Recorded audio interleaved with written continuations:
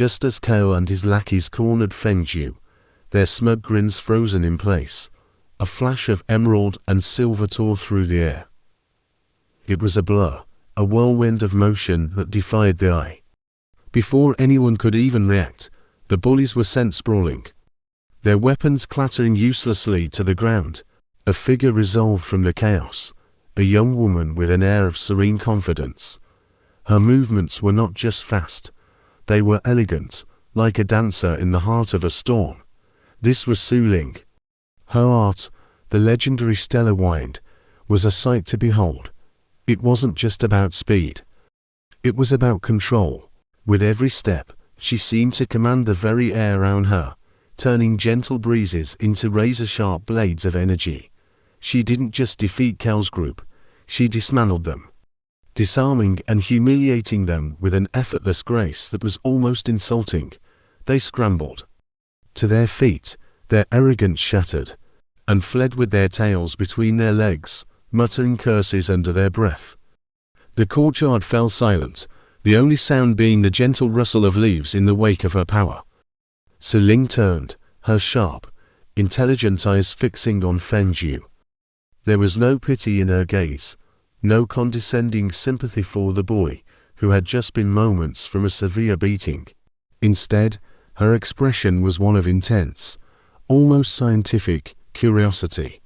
She circled him slowly, her eyes scanning him as if he were a fascinating puzzle. Feng Zhu stood his ground, confused and wary. He'd never seen anyone move like that, let alone come to his aid.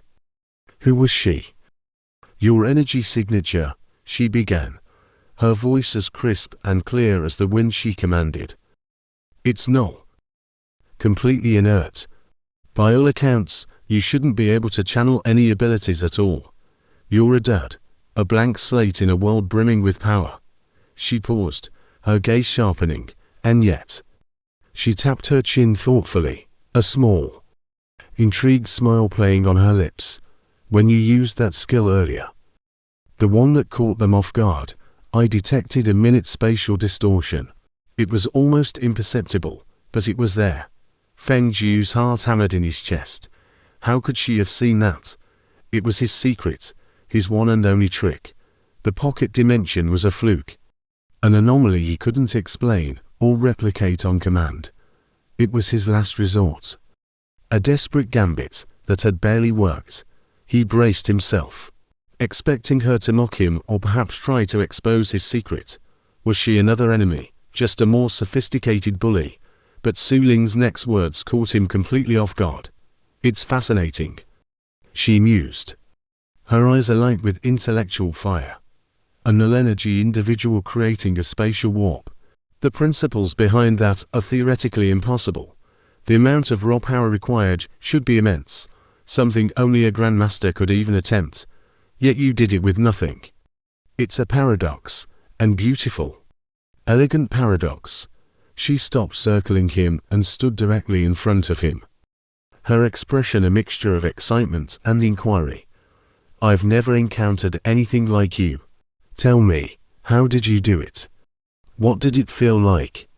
Was it an instinctual release, or did you consciously manipulate the fabric of space? Feng Zhu was speechless. He just stared at her, dumbfounded.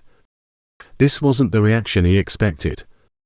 He was used to scorn, pity, or outright aggression. This was different. She wasn't looking at him as a weakling. She was looking at him as a scientific marvel. He fumbled for words, unsure how to even begin explaining something he didn't understand himself. I don't know. He finally managed to stammer out. It just happened. A delighted laugh escaped Su Ling's lips. Even better. A natural phenomenon. Oh. The research possibilities are endless.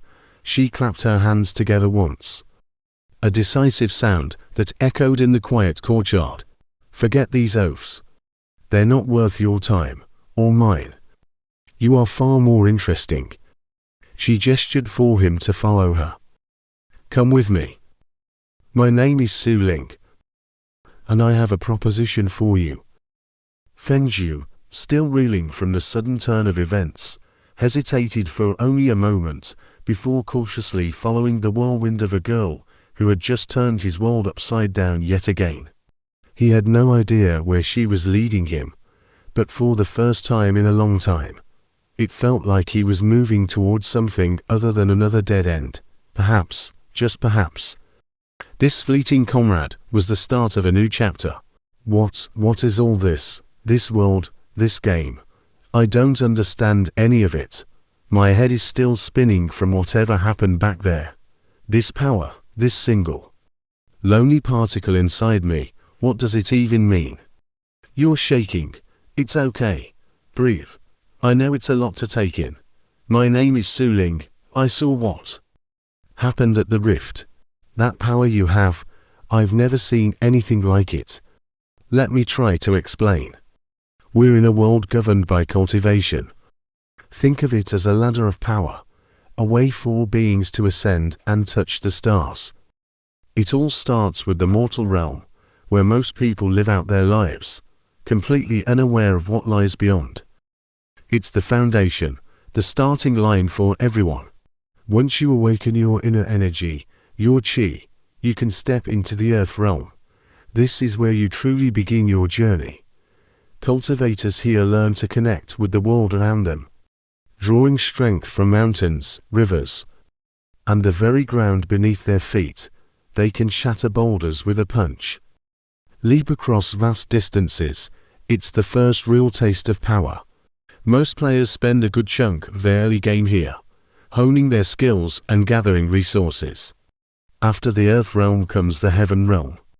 This is a massive leap.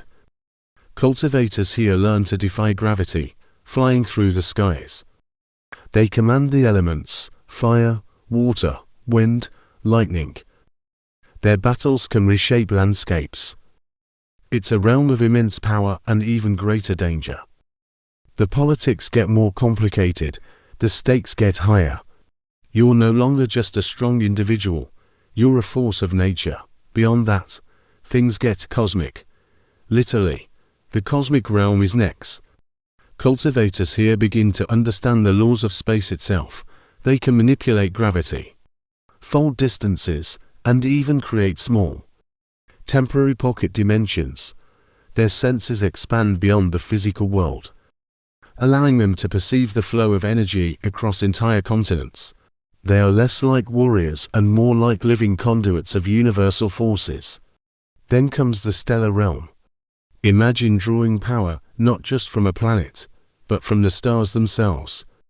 Stellar cultivators can harness starlight, channel the energy of supernovas, and even navigate the astral sea. Their power is vast, almost incomprehensible to those in the lower realms. They are titans, beings whose lifespans stretch for millennia. And after the stars, there is the void realm. This is where things get truly mysterious. It's the space between stars, the emptiness that holds everything together. Cultivators who reach this stage are legends, myths. They are said to manipulate the very concept of existence and non-existence. They can erase things from reality or create something from absolute nothingness. The power is terrifying, and the path to it is said to drive many insane. Finally, at the pinnacle of it all is the universe realm. It's more of a theoretical state than a place you can just arrive at. A being in the universe realm is one with everything. They don't just control universal laws, they asterisk the universal laws. They are the beginning and the end, a self-contained cosmos. No one in recorded history has ever verifiably reached this state. It's the ultimate goal, the final word in cultivation. But this ladder of power isn't a friendly competition. This world is ruled by an iron fist. A faction known as Dominion controls everything. They are a mega-corporation in the real world and a tyrannical empire in this one.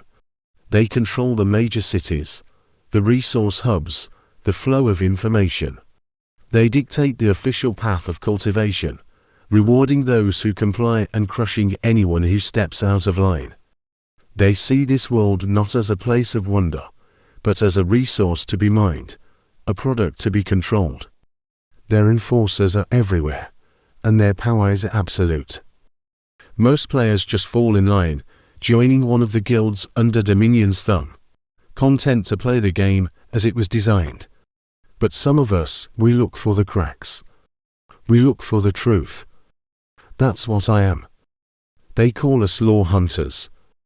We raid players who don't care about leaderboards or epic loot as much as we care about the hidden stories of this world. We dig through ancient ruins, decipher forgotten texts, and talk to obscure NPCs, all to piece together the real history that Dominion tries so hard to suppress. We believe this world was once something more, something wilder and more free, before they sanitized it for the masses. In my journeys, I've heard whispers, faint, fragmented tales of beings who drew power not from the elements or the stars, but from the void itself. They were called the void touched.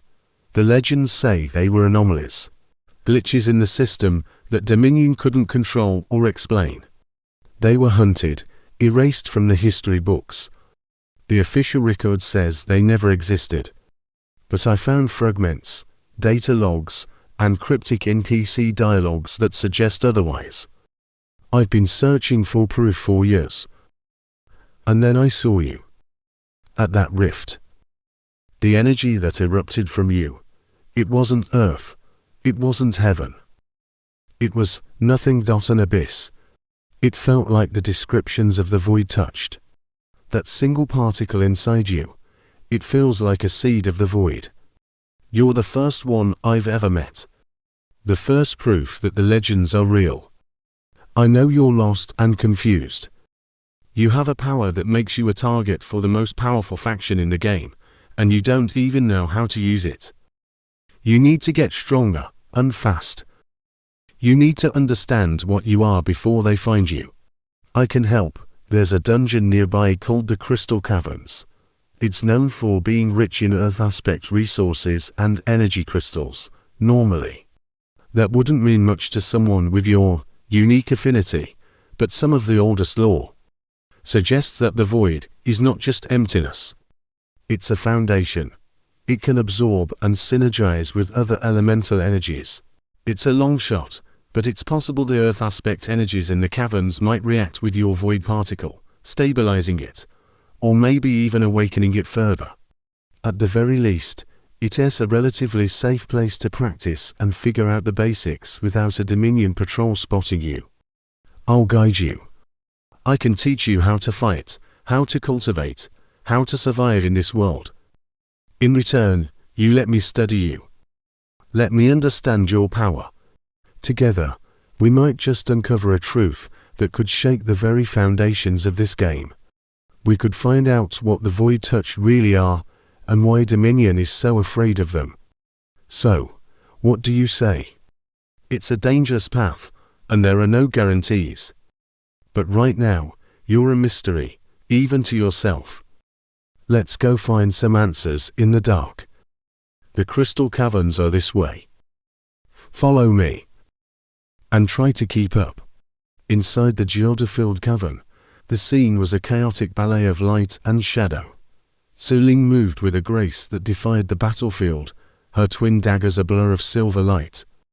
She was a whirlwind of controlled fury, weaving through the monstrous beasts that guarded this inner sanctum. Her strikes were precise, targeting weak points, creating openings. And where she created an opening, I followed. My role was different, less elegant, more final. Devour, I'd roar. The command echoing in the vast space. A shadowy maw would erupt from my palm, latching onto a monster already staggered by Su Ling's assault. The creature would thrash, its roars turning into whimpers as its life force was siphoned away, fueling my own power. It was brutal, efficient, and undeniably effective. We were a team. A perfect symbiosis of grace and raw power. Su Ling would dance, and I would devour, one by one. The cavern's monstrous guardians fell, their forms dissolving into particles of light. With the last beast consumed, a heavy silence fell, broken only by our panting. The air, thick with the smell of ozone and damp earth, now seemed to hum with a new energy. Following the hum, we pushed deeper, our footsteps echoing as we entered a chamber that stole our breath. The walls weren't just rock. They were a kaleidoscope of glittering crystals. Amethyst, citrine, emerald, every color imaginable pulsed with a soft, internal light, making the entire cavern feel alive. It was like standing inside the heart of a shattered rainbow. We walked forward, our faces bathed in the multicolored glow. Our palpable. And then we saw it. In the center of the chamber, dominating the space, was the source of all this light and energy. It was a crystal, but that word felt inadequate. It was a massive, pulsating heart of the earth, an earth-vein crystal easily the size of a carriage.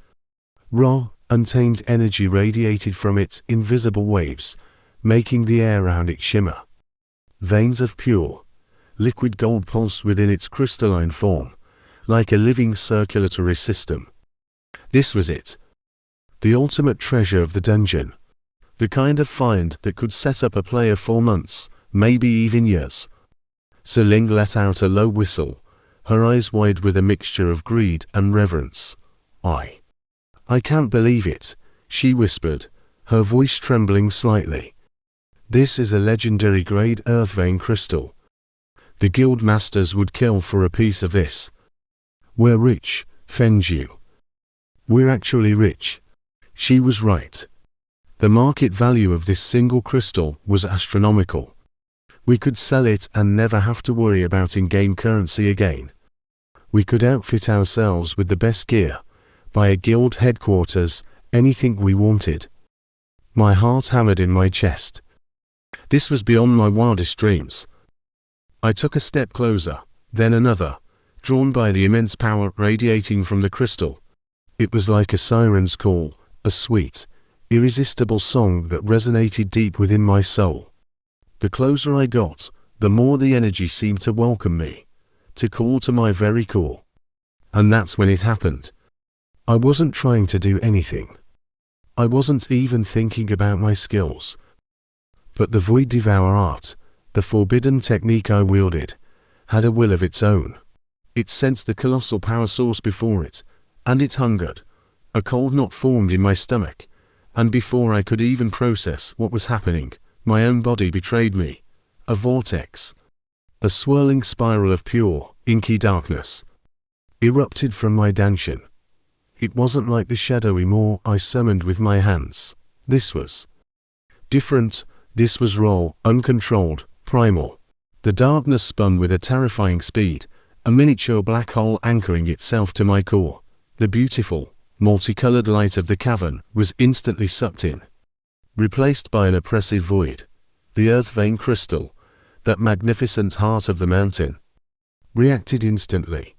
The golden veins within it thrashed violently. It let out a silent, psychic scream that vibrated through my bones. Streams of pure, golden energy, the very lifeblood of the crystal, were torn from it and pulled into the vortex at my center. It wasn't a gentle siphon. It was a violent, greedy drain. I was frozen, a horrified passenger in my own body. I could feel the unimaginable power flooding into me, a torrent so overwhelming it felt like I would burst.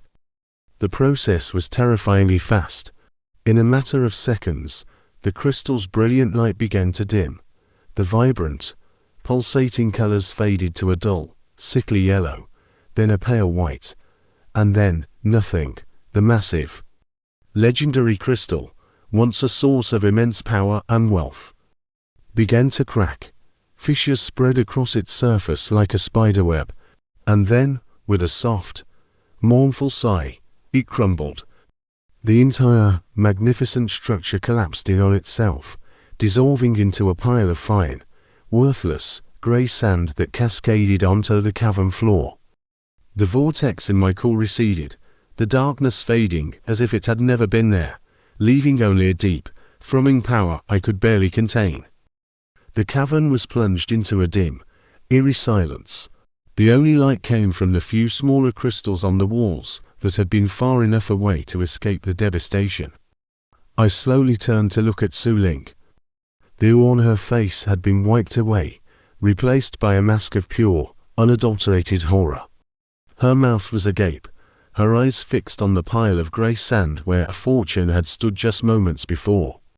Her gaze then snapped to me, and the shock in her eyes hardened into something else: disbelief, fury, betrayal.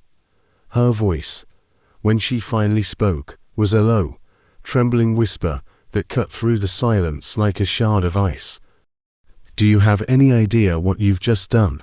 Thanks for sticking around until the end.